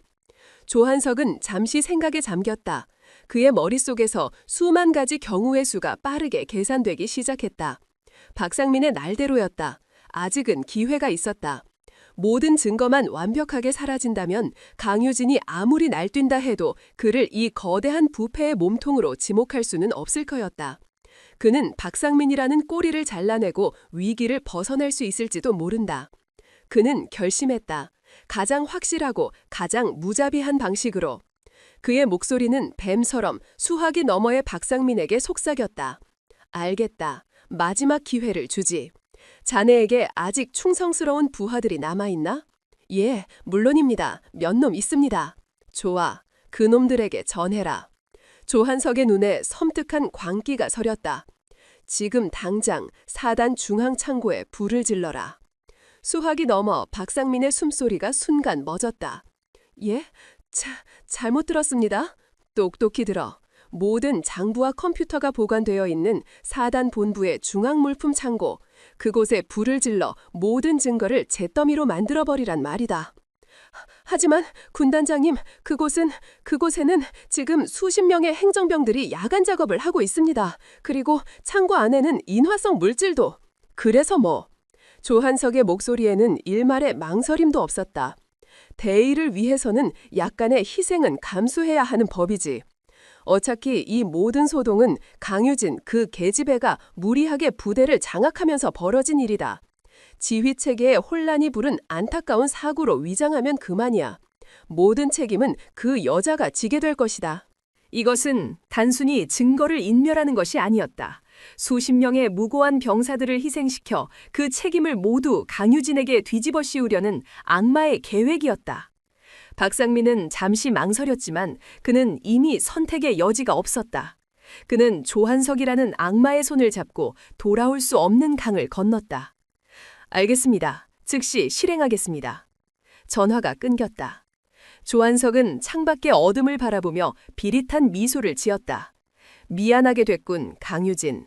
당신은 영웅이 아니라 부하 수십 명을 죽음으로 몰고 간 무능한 지휘관으로 역사에 기록될 테니. 그 시각 19사단. 강유진은 연병장의 소요를 정리하고 서진철 대령과 함께 사단 본부 건물로 향하고 있었다. 그녀의 목표는 단 하나, 박상민이 말했던 결정적인 증거, 비자금 장부 원본을 확보하는 것이었다. 중앙 창고라고 했다. 위치는 파악했나? 예, 의장님. 본부 건물 바로 뒤편에 있는 가장 큰 건물입니다. 현재 저희 특임대 병력이 해당 건물을 완벽하게 봉쇄하고 있습니다. 좋아. 지금 즉시 진입해서 모든 자료를 압수한다. 그녀가 막 본부 건물 계단을 오르려던 순간이었다. 쾅! 땅이 흔들리는 듯한 거대한 폭발음이 사단 전체를 뒤흔들었다. 모두가 놀라 폭발음이 들려온 쪽을 쳐다보았다. 본부 건물 바로 뒤편, 그들이 막 진입하려던 중앙창구 건물에서 시뻘건 화염과 함께 거대한 검은 연기 기둥이 하늘로 치솟고 있었다. 이럴 수가. 서진철 대령의 얼굴이 하얗게 질렸다. 창고 건물의 창문들이 안에서부터 터져나오며 불길이 뱀의 혀처럼 밖으로 날름거리기 시작했다. 불길은 순식간에 건물 전체로 번져나갔다. 목재와 서류, 인화성 물질이 타들어가며 건물은 거대한 화염 덩어리로 변해버렸다. 안에 아직 병사들이 있습니다. 누군가의 절규 섞인 외침이 들려왔다. 그의 말대로였다. 건물 안에서는 미처 빠져나오지 못한 병사들의 끔찍한 비명소리가 불길이 타오르는 소리와 뒤섞여 희미하게 들려왔다. 모두 들으라. 지금 즉시 인명구조에 돌입한다. 소방대가 도착하기 전까지 우리가 직접 나서야 한다. 서진철 대령이 고함을 치며 부하들을 지휘하기 시작했다. 특임대원들은 망설임 없이 불타는 건물로 뛰어들 준비를 했다. 하지만 강유진은 그들보다 빨랐다. 그녀는 이것이 단순한 화재 사고가 아님을 직감했다. 이것은 놈들의 마지막 발악이다. 증거를 인멸하고 이 모든 책임을 자신에게 뒤집어 씌우려는 계략. 그녀는 결코 그들의 뜻대로 내버려둘 수 없었다. 서대령. 그녀의 목소리가 불길 속에서도 서진철 대령의 귓가에 정확히 꽂혔다. 자네는 밖에서 구조 작업을 지휘해라. 나는 안으로 들어간다. 안 됩니다, 의장님. 너무 위험합니다. 이건 명령이다. 그녀는 더 이상 대답을 기다리지 않았다. 그녀는 옆에 있던 병사가 들고 있던 소화기를 빼앗아 들었다. 그리고는 망설임 없이 지옥의 아가리처럼 모든 것을 집어삼키고 있는 저 거대한 화염 속으로 자신의 몸을 던졌다. 그녀는 단순히 증거를 찾으려고 뛰어든 것이 아니었다. 그 안에는 자신의 아들이 있을지도 모른다. 아들 민준이가 바로 그 중앙 창고에서 근무하는 행정병이라는 사실을 그녀는 단 한순간도 잊은 적이 없었다. 냉강의 심장이 그 어느 때보다도 뜨겁게 타오르기 시작했다. 그것은 분노의 불길이 아니었다. 그것은 아들을 구하기 위한 어머니의 가장 뜨겁고 절박한 사랑의 불꽃이었다. 화염 속은 말 그대로 지옥이었다. 뜨거운 열기가 피부를 태울 듯이 덮쳐왔고 유독가스가 섞인 검은 연기가 폐부를 찢을 듯이 파고들었다. 천장에서는 불붙은 파편들이 비처럼 쏟아져 내렸고 사방에서는 건물이 무너져 내리는 굉음이 고막을 때렸다. 강유진은 팔로 얼굴을 감싼 채 지옥의 한복판을 향해 돌진했다. 그녀의 눈은 쉴 새 없이 움직이며 생존자를 그리고 자신의 아들을 찾고 있었다. 콜록! 콜록! 거긴 누구 있나? 그녀가 고함을 쳤지만 그녀의 목소리는 화엽이 모든 것을 집어삼키는 소리에 묻혀버렸다. 그녀는 포기하지 않았다. 그녀는 자신의 기억 속에 있는 창고의 내부 구조를 더듬어 행정병들이 근무하는 사무구역으로 향했다. 이미 복도는 불길에 휩싸여 있었다. 그녀는 소화기를 분사하며 억지로 길을 뚫고 나아갔다. 마침내 그녀는 사무구역의 불타는 문을 발로 걷어차고 안으로 들어섰다. 내부는 아비규환이었다. 미처 빠져나오지 못한 젊은 병사들이 연기에 질식해 쓰러져 있거나 겁에 질려 구석에서 울부짖고 있었다. 정신 차려라! 모두 나를 따르라! 강유진의 목소리는 절망에 빠진 병사들에게 한 줄기 빛과도 같았다. 그녀는 더 이상 합참회장이 아니었다. 그녀는 지옥의 전장에서 부하들을 이끄는 가장 용맹한 지휘관이었다. 그녀는 쓰러져 있는 병사들을 부축해 일으키고 겁에 질린 병사들의 뺨을 때려 정신을 차리게 했다. 그리고 자신의 뒤를 따르도록 지시했다. 그녀의 눈빛에는 그 어떤 불길보다도 더 강한 결코 꺾이지 않는 의지가 담겨 있었다. 병사들은 그 눈빛을 보고 저절로 용기를 얻었다. 그녀가 병사들을 이끌고 막 사무실을 빠져나가려던 순간 그녀의 눈에 익숙한 얼굴이 들어왔다. 가장 안쪽 무너져 내린 책상 밑에 한 병사가 다리가 깔린 채 신음하고 있었다. 민준아! 그녀의 입에서 자신도 모르게 아들의 이름이 터져나왔다. 아들 강민준 이병이었다. 그는 연기에 질식해 거의 의식을 잃어가고 있었다.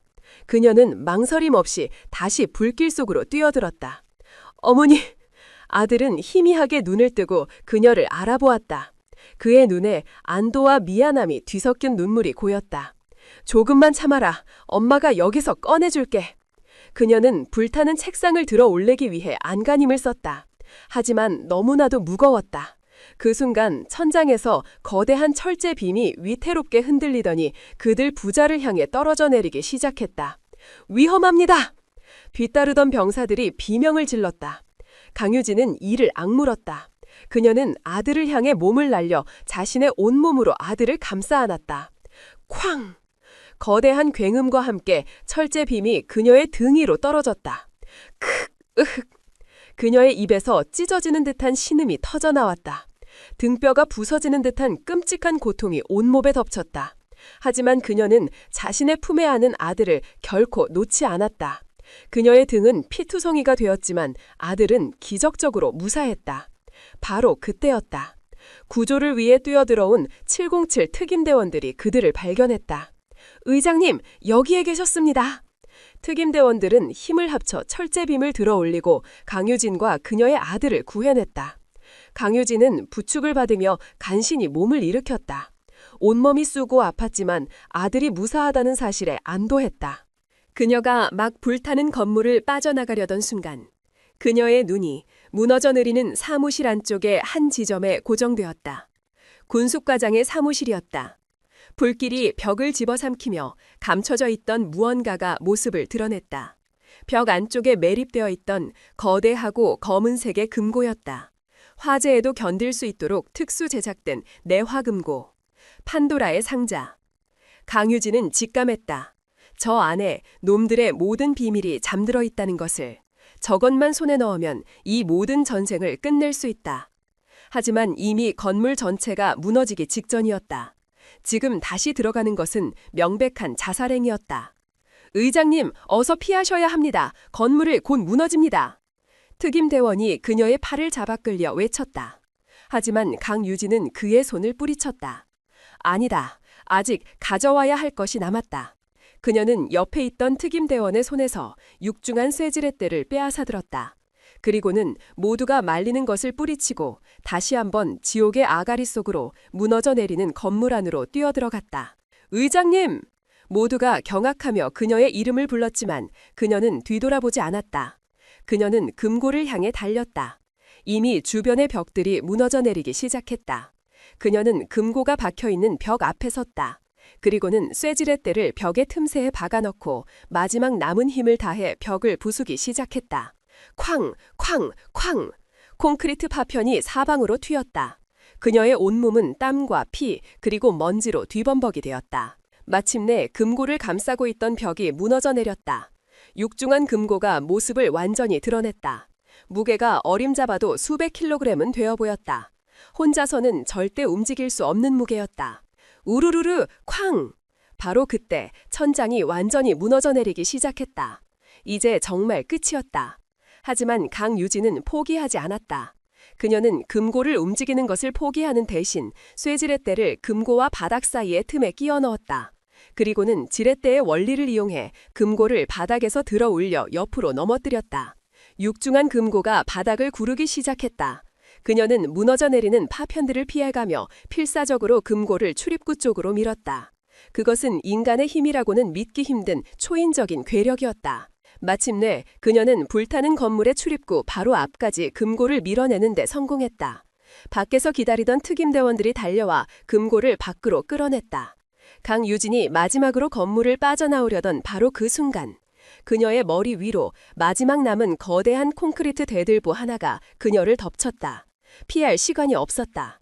그녀는 본능적으로 방금 구해낸 금고 위로 몸을 날려 자신의 온몸으로 금고를 감싸 안았다. 그녀는 죽더라도 이 판도라의 상자만큼은 지켜내야만 했다. 콱! 콱!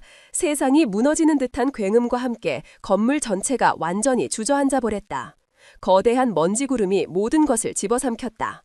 의장님! 강유진 의장님! 특임 대원들과 병사들이 무너져 내린 건물 잔해를 향해 절규하며 달려들었다. 먼지 구름이 서서히 걷히고 믿을 수 없는 광경이 드러났다. 거대한 대들보가 그녀가 지켜낸 금고 바로 위에서 아슬아슬하게 멈춰 있었다. 그리고 그 아래 강유진이 피투성이가 된 채 쓰러져 있었다. 대들보의 일부가 그녀의 다리 위를 덮쳤지만 그녀는 기적적으로 목숨을 건진 것이다. 그녀는 마지막 순간까지 자신의 몸을 던져 진실이 담긴 판도라의 상자를 지켜낸 것이었다. 콱! 콱! 세상이 무너지는 듯한 굉음과 함께 건물 전체가 완전히 주저앉아 버렸다. 거대한 먼지 구름이 모든 것을 집어삼켰다. 의장님! 강유진 의장님! 특임 대원들과 병사들이 무너져 내린 건물 잔해를 향해 절규하며 달려들었다. 먼지 구름이 서서히 걷히고 믿을 수 없는 광경이 드러났다. 거대한 대들보가 그녀가 지켜낸 금고 바로 위에서 아슬아슬하게 멈춰 있었다. 그리고 그 아래 강유진이 피투성이가 된 채 쓰러져 있었다. 대들보의 일부가 그녀의 다리 위를 덮쳤지만 그녀는 기적적으로 목숨을 건진 것이다. 그녀는 마지막 순간까지 자신의 몸을 던져 진실이 담긴 판도라의 상자를 지켜낸 것이었다. 그녀는 희미하게 눈을 떴다. 그리고 자신의 손이 여전히 굳게 감싸고 있는 차갑고 단단한 금고의 감촉을 느꼈다. 그녀의 입가에 아주 희미한 미소가 떠올랐다. 잡았다. 그 말을 마지막으로 그녀의 의식은 깊은 어둠 속으로 가라앉았다. 냉강의 신화는 그날 밤 화염 속에서 다시 한번 불멸의 전설로 기록되었다.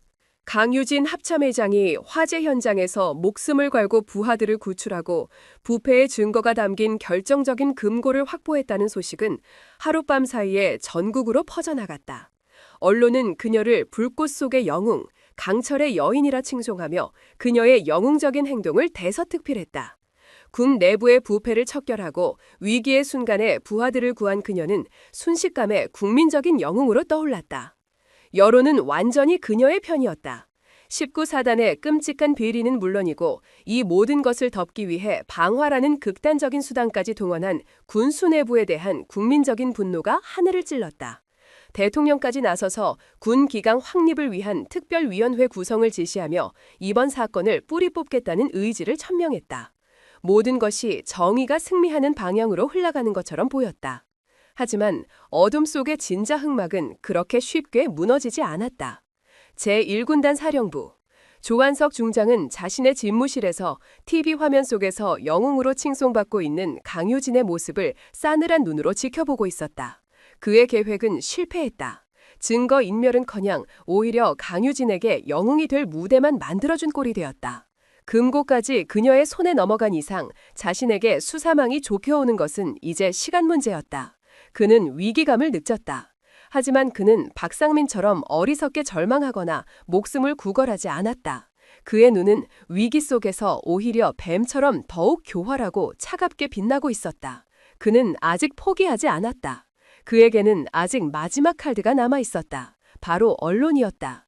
수십 년간 군내 사조직 흑십자회를 통해 구축해온 정치권과 언론계의 검은 커넥션. 그는 그것을 이용해 이 모든 판을 다시 한번 뒤집을 생각이었다. 그는 즉시 자신이 관리하는 보수 언론사의 편집국장과 여당의 국방위원회 간사에게 비밀리에 연락을 취했다. 몇 시간 후 여론의 흐름이 미묘하게 바뀌기 시작했다. 처음에는 강효진을 칭송하게 바빴던 몇몇 신문과 방송사에서 전혀 다른 각도의 의혹들을 제기하기 시작한 것이다. 단독, 강효진 합참의장, 과연 진정한 영웅인가? 지휘체계 무시한 독단적 행동, 논란의 중심에 서다. 19사단 화재, 우연한 사고인가? 아니면 합참의장의 무리한 부대장악이 부른 예고된 인재인가? 전문가 분석, 여성 지휘관의 담정적 리더십, 위기 상황에서 오히려 혼란 가중시킬 수 있어. 기사의 논조는 교묘했다. 그들은 강효진의 영웅적인 행동 자체를 부정하지는 않았다. 대신 그녀의 과정을 문제 삼았다. 합참의장이라는 최고 지휘관이 정식 절차를 무시하고 일선 부대에 잠입해 지휘체계를 마비시킨 그녀의 행동이 결국 화재라는 끔찍한 참사를 불러온 원인이라는 논리였다. 그리고 그들은 가장 비열하고 가장 효과적인 무기를 끌어들였다. 바로 여성이라는 프레임이었다. 그들은 강효진의 모든 행동을 감정적이고 충동적이며 독단적인 여성 리더십의 한계라고 규정하기 시작했다. 그녀가 아들을 구하기 위해 불길 속으로 뛰어든 모성애는 사적인 감정을 공적인 임무보다 우선시한 비이성적인 행동으로 폄하되었다. 부패를 척결하기 위한 그녀의 결단력은 남성 중심의 군 조직에 적응하지 못하는 독선적인 히스테리로 왜곡되었다. 조한석이 뿌린 독은 생각보다 훨씬 더 빠르고 강력하게 퍼져나갔다. 인터넷 커뮤니티와 SNS를 중심으로 강효진의 리더십에 대한 논쟁이 불붙기 시작했다. 그녀를 옹호하는 목소리도 높았지만 아무리 그래도 군대는 위계 질서가 생명인데 합참의장이 저렇게 행동하는 건 문제가 있다. 여자가 군대 최고 지휘관이 되니 결국 이런 사단이 나는 것 아니냐는 식의 교묘한 성차별적 비난들이 힘을 얻기 시작했다. 상황은 걷잡을 수 없이 악화되었다. 조한석은 여기서 멈추지 않았다. 그는 국회 국방위원회를 통해 194단 화재 진상규명을 위한 청문회 개최를 요구했다. 그리고 그 청문회의 증인으로 바로 강효진 합참의장을 지목했다. 그것은 명백한 함정이자 공개적인 처형 예고였다.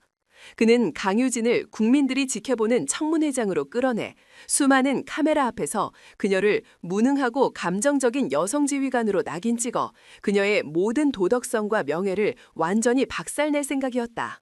그 시각 국군 수도병원. 강효진은 VIP 병실의 침대에 누워 자신을 향해 쏟아지는 이 모든 흙탕물을 묵묵히 지켜보고 있었다. 화재 현장에서 입은 부상은 생각보다 심각했다. 등에는 심한 화상을 입었고 무너진 대들보에 깔린 다리는 복합골절 진단을 받았다. 당분간은 휠체어 신세를 져야만 했다. 하지만 그녀의 눈빛은 조금도 흔들리지 않았다. 오히려 이 모든 상황을 예상했다는 듯 차갑게 불타고 있었다. 역시 이렇게 나오는 건. 그녀가 나지막이 읊조렸다. 병실 안에는 그녀의 충직한 부관 이진우 소위가 초조한 얼굴로 서 있었다. 의장님, 이대로는 안 됩니다. 저들의 비열한 언론 플레이에 여론이 점점 악화되고 있습니다. 청문회에 나가시면 안 됩니다. 지금 의장님의 몸 상태로는. 강유진이 손을 들어 그의 말을 막았다. 아니, 이소희, 나는 청문회에 나갈 것이다. 그녀의 목소리는 단호했다. 저들이 나를 위해 판을 깔아주겠다는데 어찌 피할 수 있겠나. 오히려 잘 됐어. 호랑이를 잡으려면 호랑이 굴로 직접 들어가는 법이니까. 그녀의 시선이 병실 한쪽에 놓여있는 거대한 내화금고로 향했다. 그날 이후 그 금고는 24시간 특임대의 삼엄한 강호 아래 그녀의 병실에서 한시도 떨어지지 않고 있었다. 아직까지 그 누구도 저 금고를 열지 못했다. 저 안에 이 모든 전쟁을 끝낼 마지막 무기가 잠들어 있다. 그녀는 이진우 소위에게 명령했다. 지금 당장 대한민국 최고의 금고 해체 전문가를 비공식적으로 섭외해라. 그리고 국회 청문회가 열리기 바로 전날 밤 아무도 모르게 이곳으로 데려와. 저 판도라의 상자를 마침내 열 시간이 되었다. 그녀의 눈에 모든 것을 꿰뚫어 보는 듯한 날카로운 지혜가 번뜩였다. 조한석은 자신이 판을 짜고 있다고 생각하겠지만 사실 그는 강유진이 설계한 더 큰 무대 위에서 춤을 추고 있는 어릿광대에 불과했다. 강유진은 단순히 방어만 할 생각이 없었다. 그녀는 이번 청문회를 자신의 결백을 증명하는 자리가 아닌 부패의 뿌리를 대한민국 국민들 앞에서 생중계로 뽑아버리는 공개적인 심판의 장으로 만들 생각이었다. 그리고 이소희, 그녀는 부관을 불렀다. 청문회 당일 내가 부르면 언제든지 상영할 수 있도록 아주 특별한 영상 하나를 준비해둬. 내가 자네에게만 맡겼던 그 USB에 담긴 영상 말이야. 이진우 소위는 의아한 표정을 지었지만 아무것도 묻지 않고 조용히 고개를 끄덕였다. 마지막 결전의 날이 서서히 다가오고 있었다. 한쪽은 언론과 정치를 등에 엎은 거대한 부패의 카르텔, 다른 한쪽은 온몸이 부서졌지만 손에 마지막 진실의 칼을 쥔 불굴의 여전사. 대한민국 전체가 숨을 죽이고 세기의 대결을 지켜보고 있었다. 국회 청문회를 하루 앞둔 칠흑 같은 밤. 국군수도병원 VIP 병동의 모든 복도는 이유를 알 수 없는 삼엄한 경계태세에 돌입했다. 모든 출입이 통제되었고 복도 곳곳에는 그림자처럼 서 있는 707 특임대원들의 모습이 보였다. 병실 안의 불빛만이 복도의 어둠 속으로 가느다랗게 새어나오고 있었다. 병실 안. 강유진은 휠체어에 앉아 방 중앙에 놓인 거대한 내화 금고를 말없이 응시하고 있었다. 그녀의 뒤에는 충직한 부관 이진우 소위가, 그리고 옆에는 초췌한 민간인 복장의 한 노인이 서 있었다.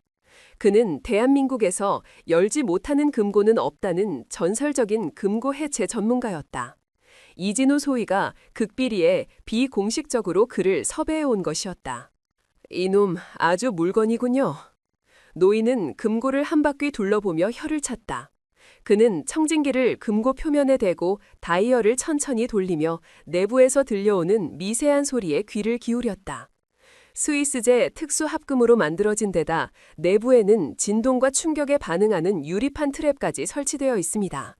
조금이라도 잘못 건드렸다간 안에 있는 내용물까지 점도 망가질 수 있습니다. 이진우 소위의 얼굴에 긴장감이 감돌았다. 여실 수 있겠습니까? 노인은 씩 웃었다. 그의 눈에 장인의 자부심이 번뜩였다. 이 세상에 완벽한 자물쇠란 없는 법이지요. 만든 놈이 있으면 여는 놈도 있는 법입니다. 다만 시간이 조금 걸릴 겁니다. 그때부터 시간과의 싸움이 시작되었다. 똑딱, 똑딱. 병실 안에는 노인이 다이얼을 돌리는 미세한 소리와 벽시계의 초침 소리만이 정적을 깨고 있었다. 강유진은 초조해하지 않았다. 그녀는 휠체어에 앉은 채 눈을 감고 명상에 잠겼다. 내일 벌어질 거대한 전쟁을 앞두고 그녀는 자신의 정신을 가장 날카로운 칼날처럼 벼리고 있었다. 몇 시간이 흘렀을까? 마침내 노인의 손놀림이 멎었다. 딸깍. 아주 작지만 그 어떤 천둥 소리보다도 더 크게 금고의 잠금 장치가 풀리는 소리가 울려 퍼졌다. 노인은 이마에 땀을 훔치며 말했다. 됐습니다. 이진우 소위가 달려가 육중한 금고문을 조심스럽게 열었다. 모두의 시선이 어둠에 잠긴 금고의 내부로 향했다. 금고 안은 서류들로 가득 차 있었다. 이진우 소위는 하얀 장갑을 낀 손으로 서류들을 조심스럽게 꺼내 책상 위에 올려놓기 시작했다. 예상대로 그것들은 박상민 준장의 비자금 조성 내역과 뇌물 상납 리스트가 꼼꼼하게 기록된 비밀 장부의 원본들이었다. 수많은 고위 장성들의 이름과 그들이 받은 뇌물의 액수가 적나라하게 적혀 있었다. 이것만으로도 놈들을 전부 감옥에 보낼 수 있습니다. 이진우 소위가 흥분한 목소리로 말했다. 하지만 강효진은 고개를 저었다. 그녀의 표정은 여전히 무겁게 가라앉아 있었다. 아니다. 이걸로는 부족해. 이걸로는 뱀의 꼬리를 자를 수는 있어도 머리를 쳐낼 수는 없어. 조한석, 그 교활한 놈은 어떻게든 빠져나갈 방법을 찾을 것이다. 그녀는 책상 위의 장부들을 훑어보았다. 모든 뇌물의 흐름은 조한석 중장의 바로 아랫선에서 교묘하게 끊겨 있었다. 그가 직접 돈을 받았다는 결정적인 증거는 어디에도 없었다. 분명 무언가 더 있을 것이다. 강효진은 휠체어를 움직여 텅 빈 금고의 내부를 직접 들여다보았다. 그녀의 날카로운 눈이 어둠 속에서 무언가를 발견했다. 금고의 가장 안쪽 바닥에 부착된 서류 더미 밑에 무언가 작은 것이 숨겨져 있었다.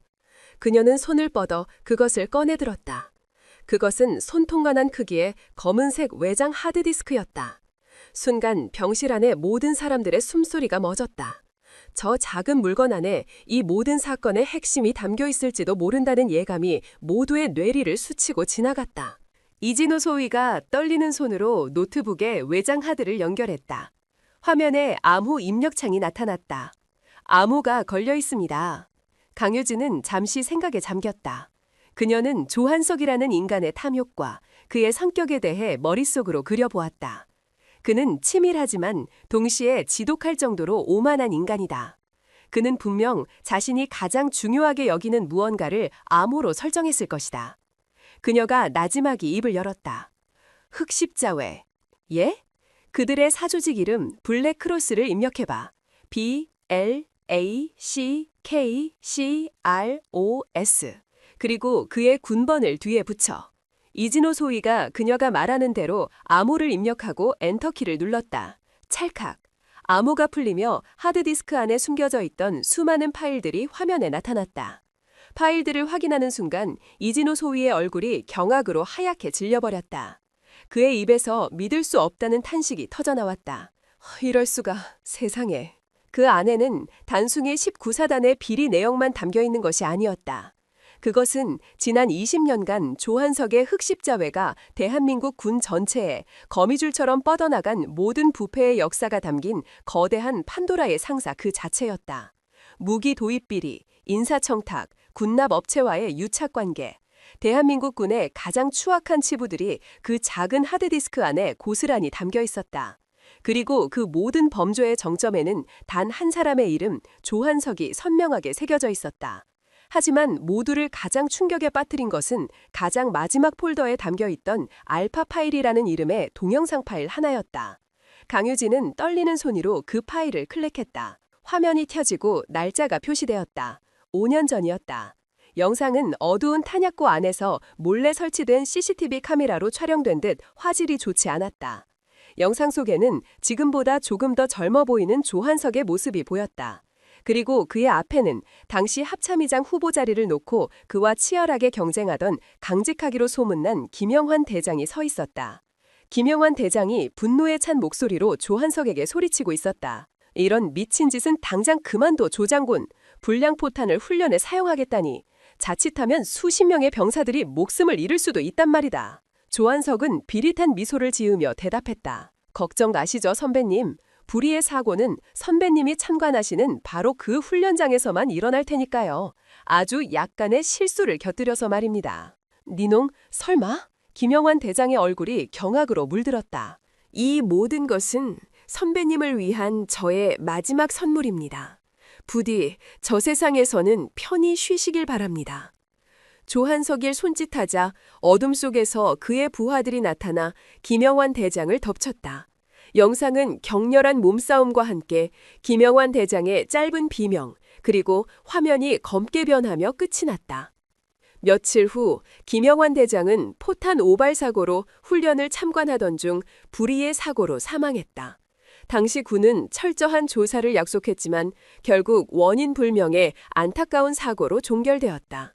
그리고 그의 가장 강력한 경쟁자가 사라진 덕분에 조한석은 손쉽게 군의 핵심 요직을 차지하며 승승장구할 수 있었다.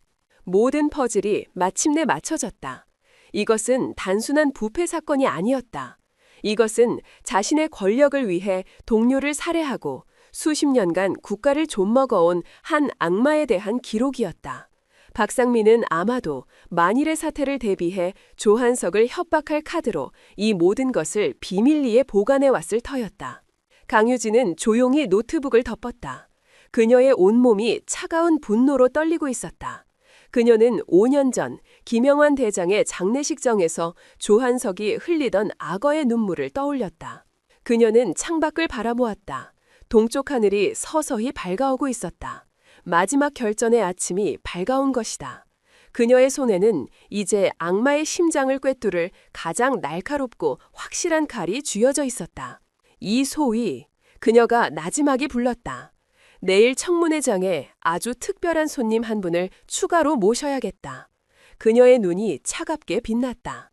5년 전 억울하게 돌아가신 김영환 대장님의 미망인. 그녀에게 남편의 마지막 진실을 직접 목격할 기회를 드려야지. 청문회 당일, 대한민국 국회 본회의장은 거대한 폭풍전야와도 같은 긴장감으로 가득 차 있었다. 수백 명의 국회의원들과 정부 고위 관료들, 그리고 전국의 모든 언론사 기자들이 빼곡히 들어차 증인석에 앉아있는 한 여성을 지켜보고 있었다. 강유진은 휠체어에 앉아 있었다. 다리에는 깁스를 했고 전투복이 아닌 단정한 정복 차림이었지만 그녀의 어깨 위에서는 여전히 4개의 별이 당당하게 빛나고 있었다. 화상 자국이 희미하게 남은 그녀의 얼굴은 창백했지만 그 눈빛만큼은 그 어떤 불꽃보다도 더 강렬하게 타오르고 있었다. 반대편 증인석에는 조한석 중장이 앉아 있었다. 그는 마치 이 모든 사태를 걱정하는 충신처럼 비통하고 근엄한 표정을 짓고 있었다. 하지만 간간히 강유진을 향하는 그의 눈빛에는 숨길 수 없는 경멸과 심리감마저 서려 있었다. 청문회는 조한석 측 국회의원들의 날카로운 질문 공세로 시작되었다. 강유진 증인은 합참의장이라는 막중한 직책을 망각한 채 정식 지휘 계통을 무시하고 독단적으로 일선 부대에 잠입했습니다. 맞습니까? 맞습니다. 강유진은 담담하게 대답했다. 증인의 그런 독단적인 행동이 부대 내 지휘 체계에 엄청난 혼란을 야기했고 결국 수십 명의 사상자를 낸 끔찍한 화재 참사로 이어졌다는 사실에 대해 책임을 통감하십니까? 그들의 모든 질문은 교묘하게 화재의 책임을 그녀에게 돌리려는 의도가 명백했다. 강유진은 그들의 질문에 일일이 반박하지 않았다. 그녀는 그저 모든 것을 인정하는 듯한 태도로 짧게 대답할 뿐이었다. 그녀의 그런 태도는 지켜보는 국민들에게 마치 그녀가 정말로 죄책감을 느끼고 있는 것처럼 보이게 했다.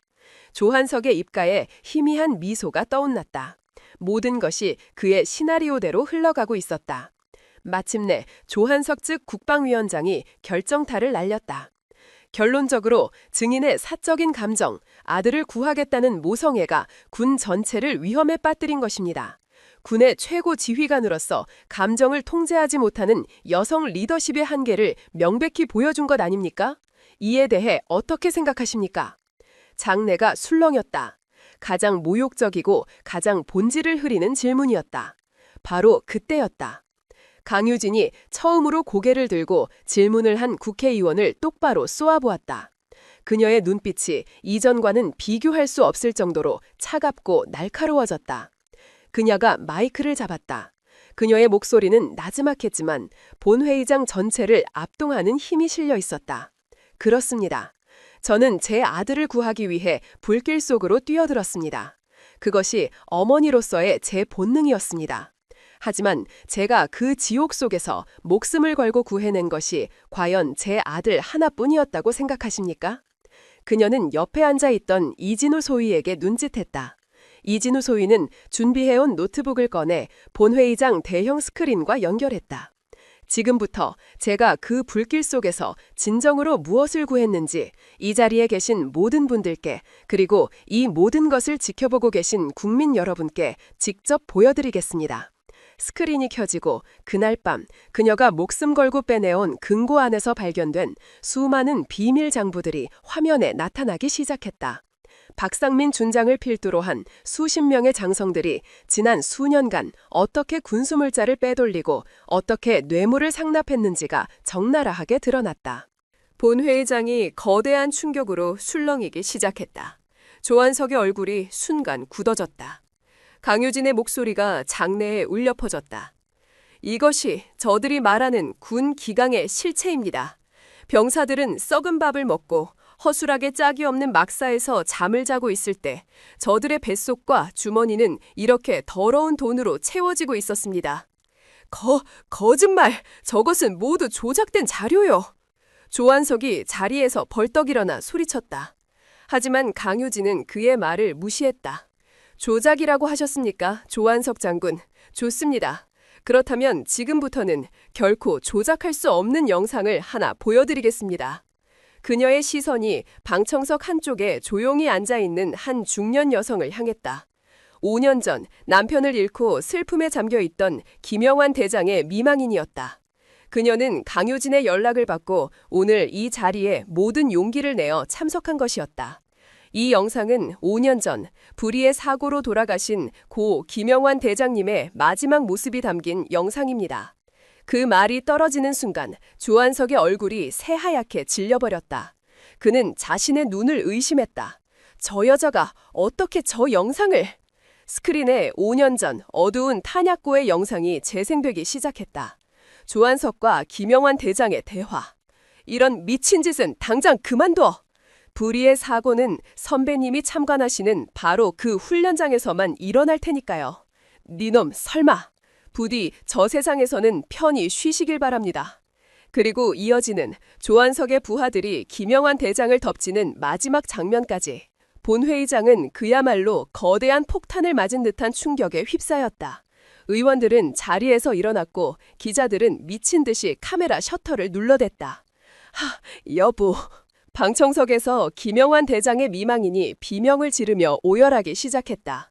모든 것이 끝났다. 조한석은 그 자리에 주저앉아 더 이상 아무 말도 하지 못했다.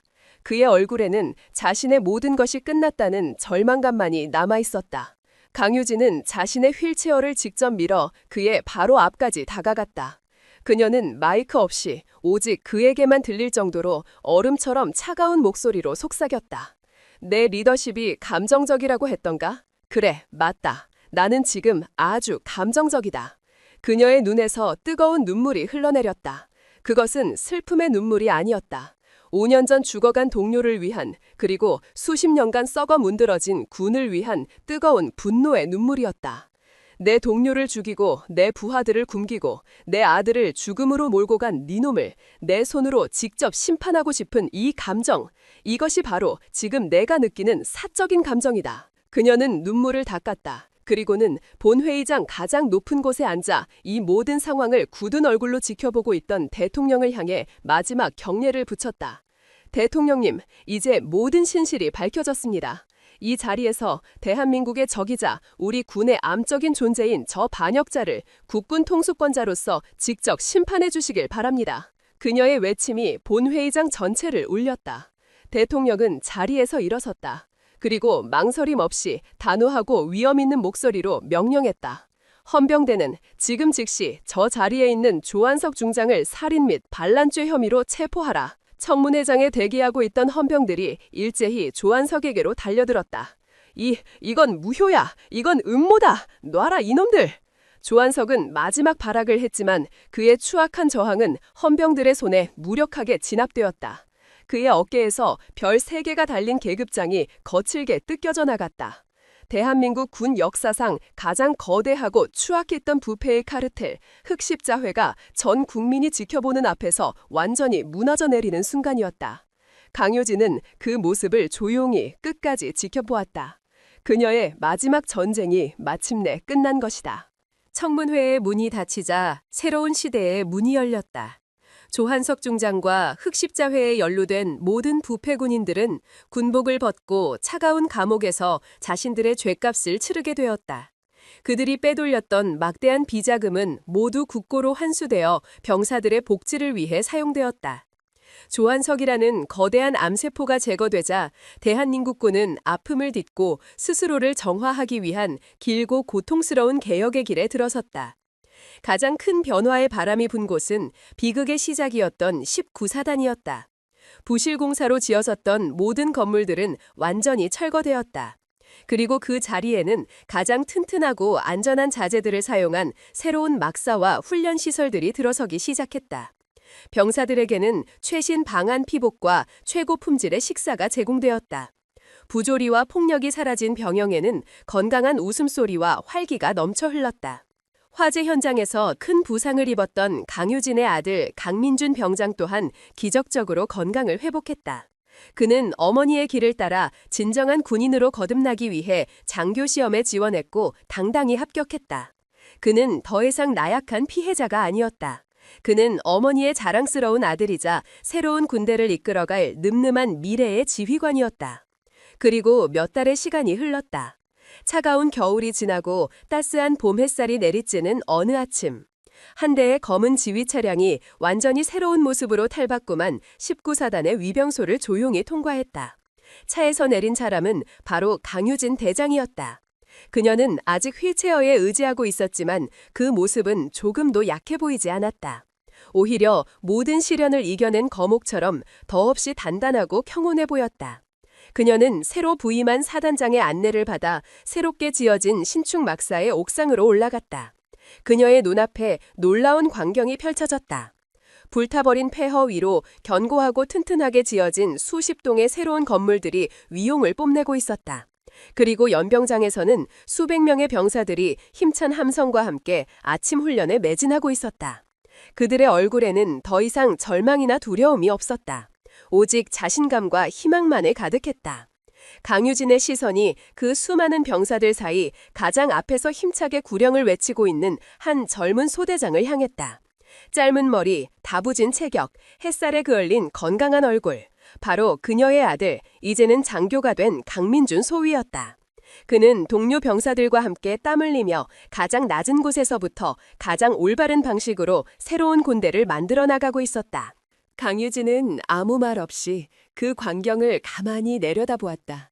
그녀의 귓가에는 아들의 힘찬 함성 소리와 병사들의 우렁찬 기합 소리가 마치 세상에서 가장 아름다운 음악처럼 들려왔다. 그녀는 더 이상 아들을 걱정하지 않았다. 아들은 이제 그녀가 지켜주어야 할 존재가 아니었다. 그는 스스로의 힘으로 일어서 자신의 길을 걸어가고 있었다. 그녀가 목숨을 걸고 지켜낸 이 새로운 세상 속에서 그는 그녀보다 더 훌륭한 군인이 될 것이 분명했다. 그녀의 뒤에 서 있던 이진우 소령이 조용히 다가와 물었다. 이제 모든 것이 제자리를 찾은 것 같습니다, 의장님. 강유진은 고개를 끄덕였다. 그녀는 동쪽 하늘을 바라보았다. 어둠이 완전히 걷히고 장엄한 아침의 태양이 산 너머로 솟아오르며 온 세상을 황금빛으로 물들이고 있었다.